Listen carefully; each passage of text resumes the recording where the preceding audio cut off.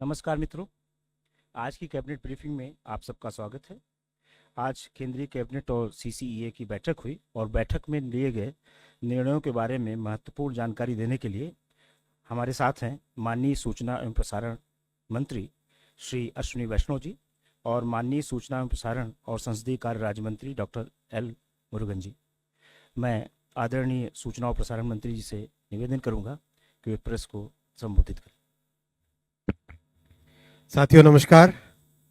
आज की कैबिनेट में जो सबसे बड़ा फैसला लिया गया वो किसानों के हित में, जैसा आपने देखा है कि किसानों के हित में सीरीज ऑफ फैसले लिए गए हैं और थर्ड टर्म में माननीय प्रधानमंत्री जी की तीसरी ऐतिहासिक टर्म में बहुत बड़े बड़े फैसले लिए गए हैं। आज एथेनॉल ब्लेंडिंग का, जो कि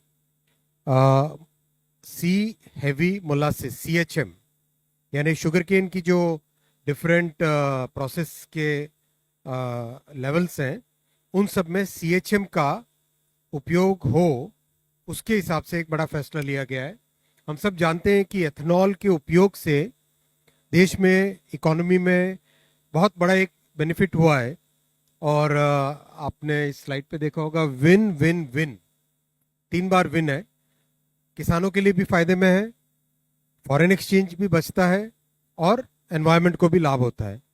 किसानों को केवल पिछले ही जो एथेनॉल सप्लाई ईयर यानी अक्टूबर तक सप्लाई होती है एथेनॉल की, उस ESY में 40,000 करोड़ रुपए का पिछले साल बेनिफिट हुआ है।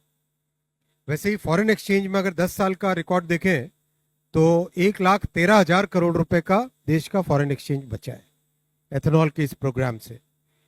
और एनवायरनमेंट को बेनिफिट अगर हम देखें तो 578 लाख मैट्रिक टन यानी 5.78 crore metric ton net carbon dioxide बचा है।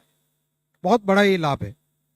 आपको याद होगा 2013-14 में अगर एथेनॉल की बात करते तो कुछ 1.5% के आसपास की एथेनॉल की ब्लेंडिंग होती थी। आज क्लोज टू 18%, 19% के आसपास पहुंच गया है, 20% की तरफ अप्रोच कर रहा है। जैसे ये सीजन कंप्लीट होगा तब आपके पास इसके पूरे आंकड़े आएंगे। तो आज शुगर केन के फीड स्टॉक से जो 3 चीजें होती है, C heavy molasses, B heavy molasses और sugar cane juice, sugar syrup और शुगर, इन तीनों के प्राइसेस आज कैबिनेट में अप्रूव किए गए प्रोक्योरमेंट के। विशेषकर C हेवी मोलासिस ऐसा होता है जिसमें से शुगर पूरी तरह से निकल चुकी है। B हेवी मोलासिस में शुगर की थोड़ी सी कंटेंट होती है और C हेवी मोलासिस में शुगर पूरी तरह से निकल चुकी है। उसका उपयोग जितना एथेनॉल बनाने में हो उतना देश के लिए बेनिफिशियल है, किसानों के लिए बेनिफिशियल है, एनवायरनमेंट के लिए बेनिफिशियल है, इसलिए उसको मेजरली प्रमोट किया जाता है।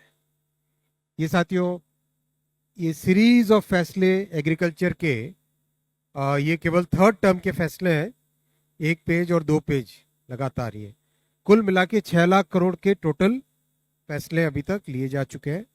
वो सब आपके सामने रखे गए हैं। दूसरे फैसले पे आता हूं साथियों। आपने देखा कि साइंस टेक्नोलॉजी के द्वारा हमारे नौजवानों के लिए, आने वाली जनरेशन्स के लिए और इकोनॉमी के लिए नई अपॉर्चुनिटीज क्रिएट हो, उस पर बहुत सारे फैसले लिए गए। उसी कड़ी में आज माननीय प्रधानमंत्री जी ने नेशनल क्रिटिकल मिनरल्स मिशन, इसको आज अप्रूवल दिया है। क्रिटिकल मिनरल्स हमारी इकोनॉमी के लिए क्यों जरूरी है? क्रिटिकल मिनरल्स इसलिए जरूरी है कि आज हमारी एंटायर इकोनॉमी में एनर्जी का ट्रांजिशन हो रहा है, ग्रीन एनर्जी की तरफ बढ़ रहे हैं। तो ग्रीन एनर्जी से रिलेटेड जितने भी है, सोलर पार्क हो, विंड टर्बाइन हो, बैटरीज हो, इलेक्ट्रिकल व्हीकल्स हो, मोटर्स हो, उन सब में हमारी जितनी भी बड़ी इंडस्ट्रीज जो आज ग्रो हो रही है, इलेक्ट्रॉनिक्स, टेलीकॉम, ट्रांसपोर्टेशन, उन सब में क्रिटिकल मिनरल्स का उपयोग बहुत होता है। नेशनल सिक्योरिटी के पॉइंट ऑफ व्यू से देखो तो स्पेस के प्रोग्राम्स में, डिफेंस के प्रोग्राम्स में, न्यूक्लियर एनर्जी के प्रोग्राम्स में, सब में क्रिटिकल मिनरल्स चाहिए। और किसानों की दृष्टि से देखो, खेती की दृष्टि से देखो, तो पोटैश, फास्फोरस, ग्लूकोनाइट, ये सारे के सारे क्रिटिकल मिनरल्स हैं जो कि खेती के उपयोग में काम में आते हैं।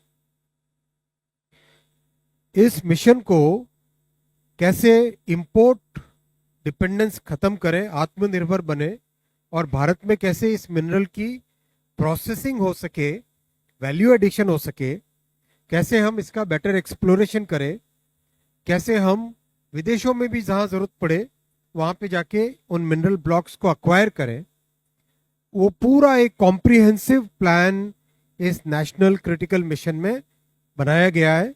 16,300 करोड़ रुपए का ये मिशन है, 16,300 करोड़ रुपए का मिशन है, और 6 वर्षों तक ये मिशन का इनिशियल फेज रहेगा। 24 क्रिटिकल मिनरल्स को आइडेंटिफाई किया गया है। इसमें मिशन में जो मेजर ऑब्जेक्टिव्स हैं वो सारे आपके सामने हैं। एक्सप्लोरेशन को बढ़ाना, इंपोर्ट डिपेंडेंस कम करना, बाहर दुनिया में जाके मिनरल ब्लॉक्स को अक्वायर करना, और जो क्रिटिकल मिनरल्स को जो प्रोसेस करने की टेक्नोलॉजीज होती है, जैसे लिथियम है, तो लिथियम कार्बोनेट या लिथियम हाइड्रोक्साइड प्रकृति ने दिया। अब उस प्रकृति के दिए हुए मिनरल से लिथियम कैसे एक्सट्रैक्ट करें, वो काम मिनरल की प्रोसेसिंग की टेक्नोलॉजी से आता है।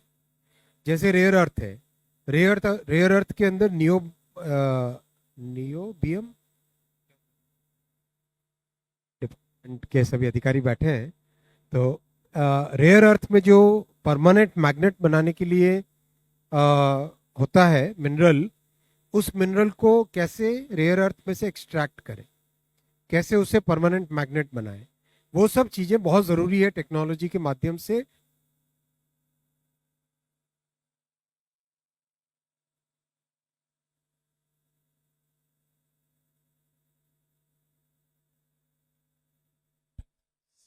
साउंड देखिए। हाँ, तो वो देश के लिए अत्यंत जरूरी है। और साथियों, सबसे इंपॉर्टेंट पॉइंट आपके सामने, ये लास्ट लाइन आप जरूर देखना, मिनरल डेवलपमेंट के जितने भी बेनिफिट होते हैं वो सारे के सारे राज्य सरकार को जाते हैं। चाहे रॉयल्टी हो, चाहे दूसरे जितने भी अमाउंट्स हो, वो सारे के सारे राज्य सरकार को जाते हैं। अभी हाल ही में आपने देखा होगा, उड़ीसा की फाइनेंशियल हेल्थ सबसे ज़्यादा अच्छी है। इसका कारण है कि माननीय प्रधानमंत्री जी ने जो रिफॉर्म्स किए मिनरल सेक्टर में, उसके कारण उड़ीसा को जहां 10-12 हजार करोड़ रुपए का रेवेन्यू आता था, 50,000 करोड़ का रेवेन्यू आने लगा। तो यही जहां जहां मिनरल ज़्यादा पाया जाता है, वहां पर माननीय प्रधानमंत्री जी की नीतियों के कारण बहुत बड़ा बेनिफिट हुआ है। तो ये नेशनल क्रिटिकल मिनरल्स मिशन से देश में एक बहुत बड़ी जो इंपोर्ट डिपेंडेंस थी वो खत्म होगी। आत्मनिर्भर भारत बनने में बहुत बड़ा ये स्टेप है, और साथ ही साथ जो हमारी नेशनल सिक्योरिटी है, एनर्जी ट्रांजिशन है, उसको ये मिशन सिक्योर करेगा। जो मिनरल्स आइडेंटिफाई हुए 24, उसकी लिस्ट आपके सामने है, आपके सामने ये प्रेजेंटेशन भी शेयर किया जाएगा, तो अच्छे से आप डिटेल में इसको देश के सामने लेके जाएं, ताकि क्या भारत सरकार के इन स्टेप से हमारी इकोनॉमी को, देश को, एनवायरनमेंट को, सबको बेनिफिट होगा, वो सबके सामने आपके माध्यम से जाए। ये साथियों दोनों बड़े फैसले थे, और जैसा साइंस एंड टेक्नोलॉजी और यूथ की अपॉर्चुनिटी से रिलेटेड पहले भी बहुत सारे फैसले हुए हैं, उसी कड़ी में आज ये नेशनल क्रिटिकल मिनरल्स मिशन भी जुड़ा है। और टोटल अब तक साइंस एंड टेक्नोलॉजी के थर्ड टर्म में 84,000 करोड़ रुपए से ज्यादा के फैसले हो चुके हैं। बहुत बहुत धन्यवाद साथियों। Will now take questions. 9 अपना परिचय भी दें और संस्थान का नाम। Hello, sir. I'm Tuesh Mishra from Economic Times. Sir, the National Critical Mineral Mission was announced by Finance Minister in the budget as well, sir. By when can we expect some kind of deliverable outcomes of this mission? And is there a breakup? What will be the use of this 16,300 crore? Which part of the mission will go for what? बहुत अच्छा प्रश्न है।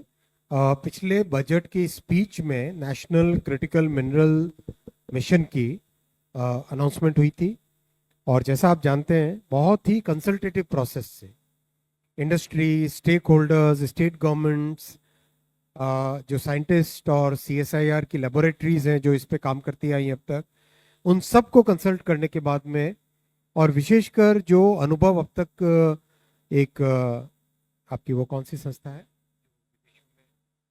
काबिल, विदेशों में जो एक organisation काम करता है काबिल, उनके और उन सब के अनुभवों को लेने के बाद में ये मिशन आज डिक्लेयर हुआ है और अप्रूव हुआ है, और ये इमीडिएटली काम में लग जाएगा। इसका इम्प्लीमेंटेशन मैकेनिज्म भी पूरा क्लियर हो गया है।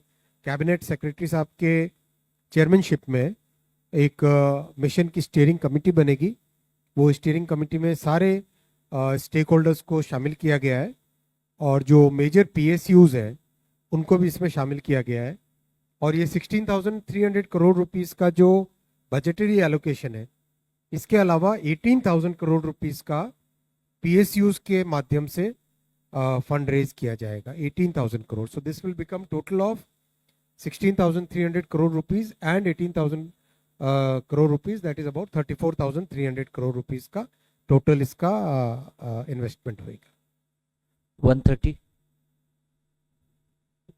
सर प्रणाम, मैं आनंद कुमार सिंह हूँ, न्यूज़ इंडिया न्यूज़ चैनल से। सर मेरा सवाल ये है कि क्रिटिकल मिनरल्स आज के समय में बहुत ज़रूरी है। चाइना के इसके ऊपर अच्छा खासा वर्चस्व है और तमाम कॉन्टिनेंट में वो एक्सप्लोर कर रहा है। भारत की अगर हम बात करें तो क्या पॉलिसीज है इसके साथ होंगी और कैसे एक्सप्लोर किया जाए, क्योंकि कई टेक्नोलॉजीज है, चाहे सैटेलाइट ग्राफिंग हो और कई ऐसी टेक्नोलॉजीज लगातार हो रही हैं और हम लोग एक्सपोर्ट भी बाहर से ला रहे हैं, और चाहे ऑस्ट्रेलिया की बात की, चाहे अलग अलग देशों से।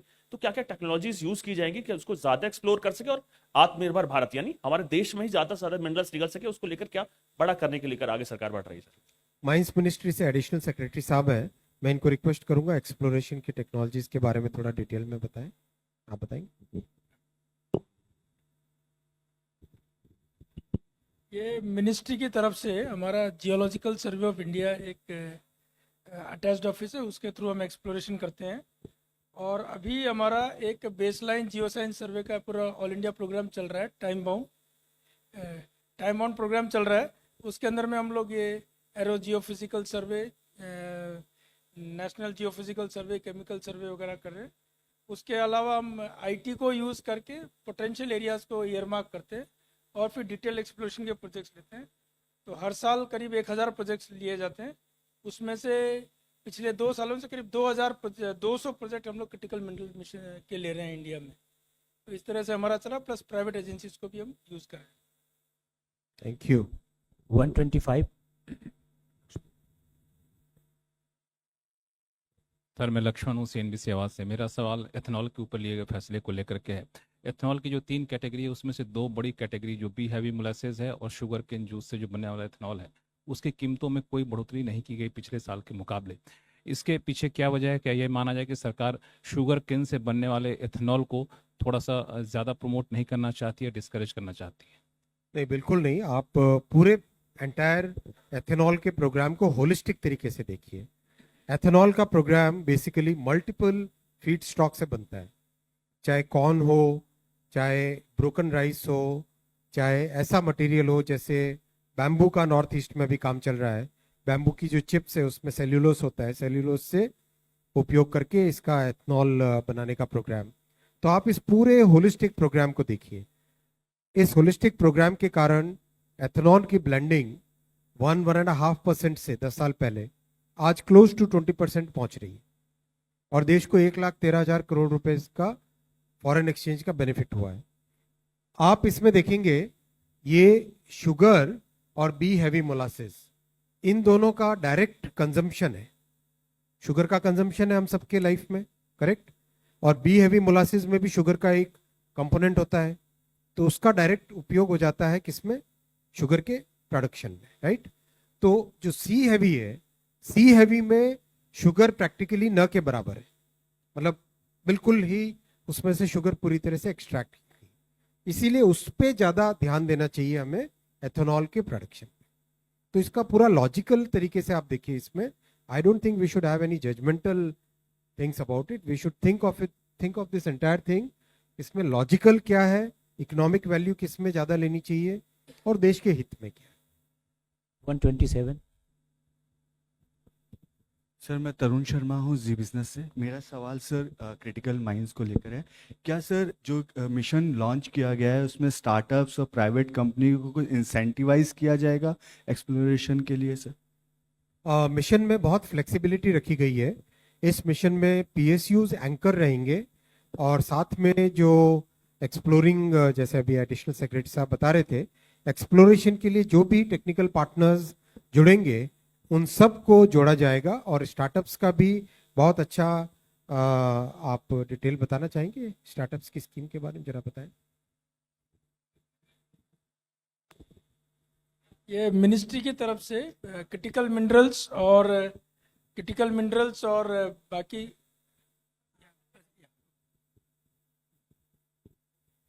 ये मिनिस्ट्री की तरफ से जो क्रिटिकल मिनरल्स क्षेत्र में अभी हम लोगों का एक साइंस एंड टेक्नोलॉजी प्रोग्राम चलता है।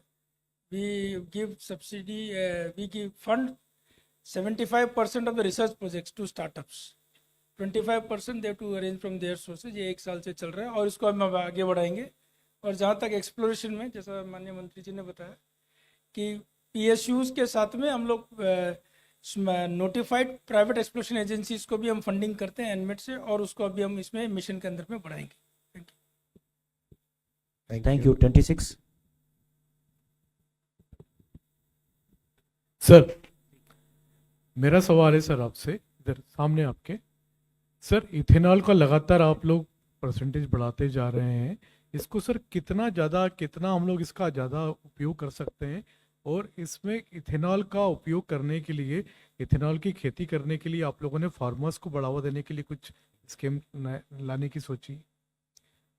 इथेनॉल जो फार्म प्रोड्यूस है उसी से बनता है, अलग से इथेनॉल की खेती नहीं होती। जो खेती के प्रोडक्ट्स हैं, जैसे मक्का है, जैसे शुगर केन का ये वाला दिखा आपने, या फिर बैम्बू है, तो उसमें ही उसके ही प्रोसेसिंग से इथेनॉल बनता है। इथेनॉल का टारगेट अपना 20% है। आप दुनिया के कई दूसरे देशों को देखेंगे, मैं नाम नहीं लूँगा किसी देश का, लेकिन एक देश के बारे में आज माननीय मंत्री जी पेट्रोलियम एंड नेचुरल गैस के बता रहे थे कि जो 40 साल में उन्होंने काम किया उससे ज़्यादा उससे ज़्यादा मेहनत भारत के इन 10 वर्षों में प्रोग्रेस हुई है। तो 20% पहुंचना अपने आप में बहुत बड़ा गोल है। ये गोल 2030 या शायद उससे 2030 के लिए था, अपना हो जाएगा। पहले गोल काफी आगे तक का था, उसको बहुत पहले अचीव कर रहे हैं। 3। Sir, this is Abhishek from Business Line. 2 questions, sir. So this 16,300 crore fund, the first one for the National Critical Mineral Mission, how is it? What is the breakup of that? Would this have some components of the NMET fund and other funds of the ministry? That's one. And the second is, in this 18,000 crore that is being raised from the PSUs, which are these PSUs and what is the format of raising? Will this be a corpus, company, additional investments into Kabil? How is this going to be worked out? ये breakup आपको detail में press note में आ जाएगा, वो काफ़ी details है आपके सामने, वो प्रेस नोट में आ जाएगा। एंड 18,000 करोड़ जो रेज होगा पीएसयूज का, वो उनके इन्वेस्टमेंट से रेज होगा। 63। Yes.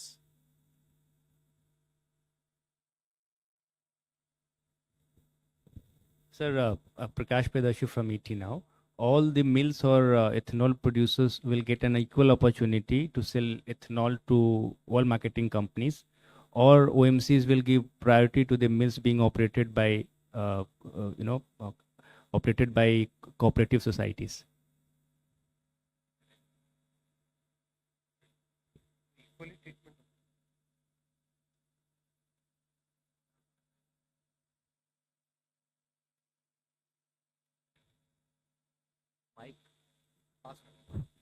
इथेनॉल जो चाहे मेज से आए या हमारा गन्ने से आए या बी मोलासेस और सी हैवी मोलासेस से आए, वो एक ही है। तो इसमें बीच में डेडिकेटेड इथेनॉल प्लांट्स भी हैं, जो हमने जब हमारे पास शुगर की कमी हुई और हमने डाइवर्जन कम किया, एफसीआई राइस का डाइवर्जन कम किया या इथेनॉल के लिए। प्रवीण जी, प्रश्न सिंपल सा है, cooperative versus private place equal है ना ट्रीटमेंट? तो सर इसमें कोऑपरेटिव को अभी ओएमसी इसमें खुद ही डिसाइड करते हैं और कोऑपरेटिव्स को इस बार थोड़ा प्रेफरेंस दिया जा रहा है। कोऑपरेटिव्स को preference. 4.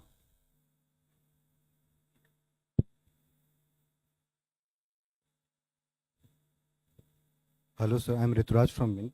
My question is, one, can you give a breakup in terms of allocation of 16,300 crore? Does it also include anything for uh, international forays of Kabil? And regarding this procurement price of ethanol, what sort of do you have a math in terms of what will be the financial impact, means the increase in expenses the OMCs would have to incur? That will obviously depend upon how much ethanol is procured. This is the price which gets approved by the cabinet, and after that, looking at the total ecosystem of ethanol manufacturing systems, whether it is from corn, whether it is from bamboo, whether it's from other products, it will all depend upon that. The final number will depend upon that. The outlay in the critical minerals mission basically will be decided as the steering committee finally starts functioning. Yes, there will be opportunities for acquiring assets outside the country. There will be opportunities for exploration in the country and outside the country. So multiple different, as I displayed here, exploration increase करना है, import dependence को कम करना है, mineral blocks को acquire करना है, technologies develop करना है, and recycle critical minerals. इन सब के ऊपर जो projects होंगे उन projects में allocation होएगा. It is not hard coded into the mission. It will depend upon the way the mission proceeds. We'll take last two questions, 45 and then 76. Sir, this is Sanjay Agarwal. So my question is about acquire the mineral blocks and developing technologies. So the mineral blocks, you said they are going to be on the foreign shores. So which are the countries? No, not necessarily foreign shore. Right, sir. There are many critical minerals available in our country also. For example, rare earths across, let's say, Odisha, Andhra, Tamil Nadu, Kerala, Maharashtra, Goa, and Gujarat.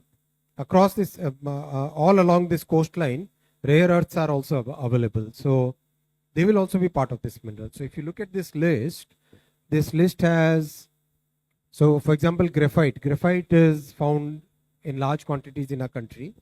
Tin is again an associated mineral which comes with other minerals. तो इसमें से बहुत सारे minerals ऐसे हैं जो देश में मिलेंगे और कुछ के लिए हमें बाहर भी जाना पड़ेगा तो जाना चाहिए. 76. सर मैं शैलेश यादव सर ANI से. सर चाइना की डीप सीक जो है इस टाइम दुनिया में तहलका मचाए हुए है, तो इंडिया इसको किस पर्सपेक्टिव से देखता है? आज कैबिनेट का ब्रीफिंग है ये.